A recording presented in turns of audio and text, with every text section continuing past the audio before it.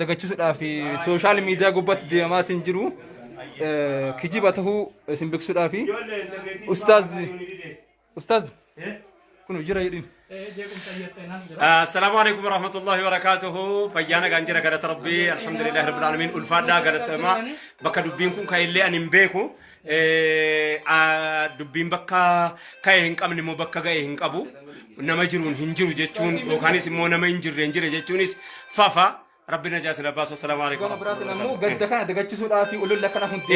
قد دغتشي سوداف كلتينا نسوداف كلتي يسدو يسنا كنا من هرفني غرسن كرتي سنرا غرا كنا تصدبر سوداف كس غدما وني كسيمو اوفي غنو جبانا مبرباچ سيرو يرو تكنولوجي تي بلبل جرا وامر جر ولا رغون دنداما. السلام عليكم ورحمه الله وبركاته. وعليكم السلام ورحمه الله وبركاته. كنا فمو من روم بيجي على بيجي خيس جرتان بكو مجرتنيتي ولا غيسا استاذ رايا نغقبا اكغاري جرا غد كينيا وركان ججرنا كنا فمو مرسني ايغو جرا استاذ رايا نغقبا غد كين نغلان ججرنا استاذ رايا نغقبا obboleewwan aktivistoonni gurguddoon Yahyaa Bashir faa viidiyoolee kan akkasuma share gochuudhaan raayyaan abbaa macaan naga gabaachuun hima nuti rakkoo lama nuti ta'e tokko gadda guddaa yeroo ammaa kana ummanni keenya keessa jiru san qofa osoo hin taane yeroo ammaa kana ustaad raayyaan dhahamee jira ululli akkas jedhu eessaan akka jalqabellee garuu yeroo ammaa kana gadda keenya nu kaajejiruudhaaf gara biraatti nu harkaa deemu jira akkasuma connection akka tasaa ammaan tan arganne waan ta'eef hundi keessa walii dabarsa bakka jirtanitti ustaad raayyaan naga qabaachuu nuuf hima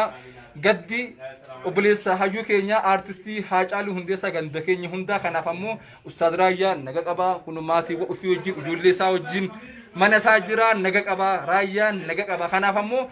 dafaatii haatattamuutti lingaha gadda keenya harkaa jijjiirina warra biyya alaa biyya keessaa jirtan hundi keessanuu waliif dabarsaa ammoo akkanatti waliif sardamuu ولي ركّتشو ولي في يده ولي بيبّتشو والكوبا كبّتشو باية بريدة دام